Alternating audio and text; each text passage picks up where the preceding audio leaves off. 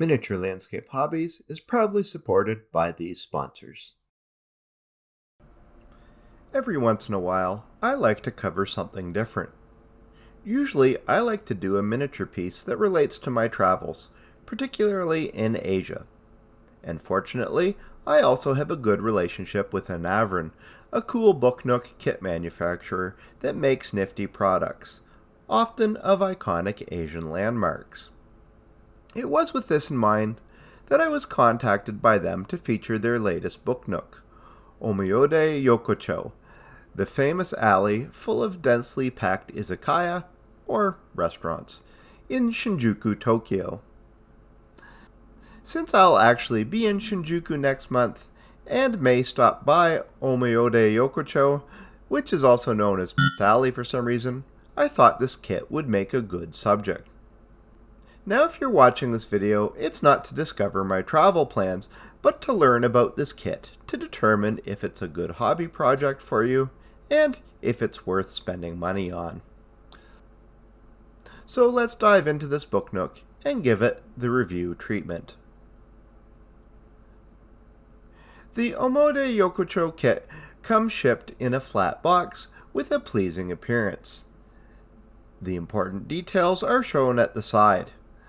The Nook is battery powered, has a smallish part count of 261 pieces, and is a 4 to 6 hour build. It's considered a beginner build.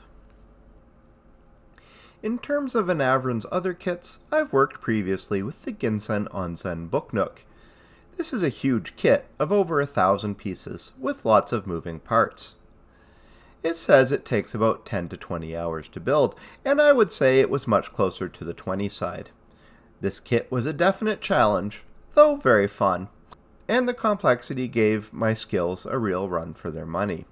Since I'm a professional commission model builder with almost 30 years of experience, I was fairly surprised by this. Moving ahead to Omoide Yokocho, I was curious to see if this would be the same. Opening the box, you see the instructions. These are full color and clearly laid out.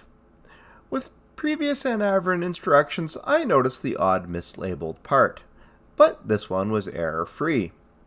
This was never a major issue, but it shows a nice commitment to continual improvement. There are stickers, the flat-packed components, and some electronics and LEDs. The components come on several types of sheets, with translucent acrylics and flat laser-cut punch-out components. As far as extra tools are concerned, I grabbed a craft knife and some super glue. If you use a slow-drying glue, the project will take more time, so do yourself a favor and get super glue with an activator spray. This will cut your drying time down to just seconds. Punching the parts out, you find most are MDF. Last time I worked with a kit like this, you got some breakage where the components didn't want to come away from the frame. But here there was none of this. It all went very smoothly. No emergency repairs required. Needless to say, I was impressed by this. Sitting down to work, we started out with this as a family project, as it was a long weekend in Canada. One of my sons, my wife, and I started parceling out tasks as sub-assemblies, with my wife doing most of the construction. Like all Anavrin builds, the project progressed by finishing sections in a sensible order. The back wall and the floor are first. The back is a little sushi stand, and even though it's difficult to see once the project is finished, it doesn't skimp on detail. You can even see the specific food in each bowl. There's a fair amount of glue work here, but it's not hard, and most pieces have faint lines outlining exactly where to glue each component. This is a really nice touch. Now you progress down the right wall and you run the wiring behind it. There's nothing to worry about here. It was all very straightforward. The real star of the show is the vending machine that fits the Japanese scene perfectly. Why? Well, there are literally vending machines everywhere in Tokyo. The detail on the vending machine ranges from graffiti to actual products. You can stare at this for some time and be quite entertained. The left wall is next. and it's perhaps a little easier to build than the right side. It puts a food stall, apparently serving ramen, to the front in easy view.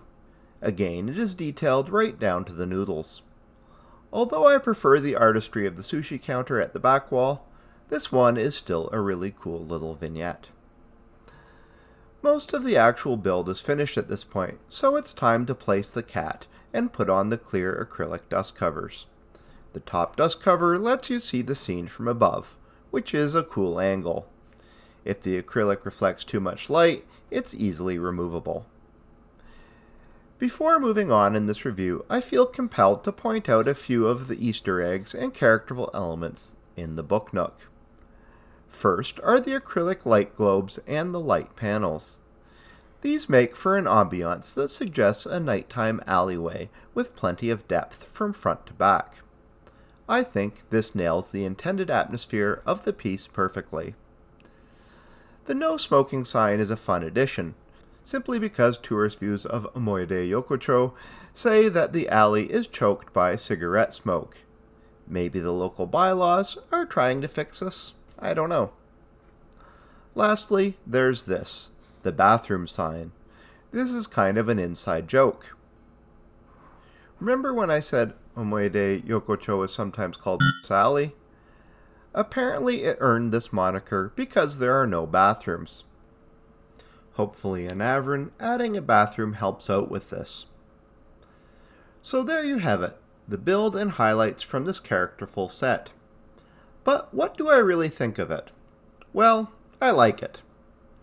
It took about the promised 6 hours to build, and the construction went smoother on this set than on other Anavrin kits that I've worked with. There was no need to double back or fix any broken components at all, and we rarely hit a snag that took us more than a minute or two to sort out.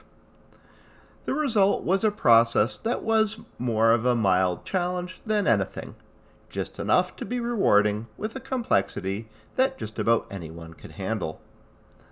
The part count seemed about right for a long weekend build, and the construction was very refined. That being said, Anavrin kits feel more like a puzzle than a model kit. You do jump around a bit during construction. Sometimes this seems to defy logic, but when it all slots into place, it's pleasantly satisfying. I'm certain that this is engineered this way to add to the fun. The lighting is also spot on, and it builds a cool atmosphere, especially when the room is dark. The only real drawback that we noticed with this kit is that it was difficult to build as a group. Our intention was to make this a family project, and this mostly worked to start, but we didn't finish it as a group. The reasoning isn't because this kit doesn't lend itself to multiple builders. It really does, and you can make all kinds of sub-assemblies to keep you going. But the problem was there, even though it was quite simple. You see, there's only one instruction book, and passing it around was inconvenient. We looked online for an electronic copy to try to fix this, but we couldn't find one. Anavrin, if you're watching, consider posting a PDF copy online, and this problem will be solved. So, in the end, should you buy this? I would say yes, without any hesitation. Omoide Yokocho is a seriously fun build, and, as I indicated, it's a comfortable challenge for any level of experience. So, what are you waiting for? Go out and grab this booknook and get ready to have fun building Sally. Omoide Yokocho, with all of its details and charm. Thanks for watching. Please remember to like, comment, and subscribe, and consider joining my Patreon for awesome deals and perks, and support my channel while doing it.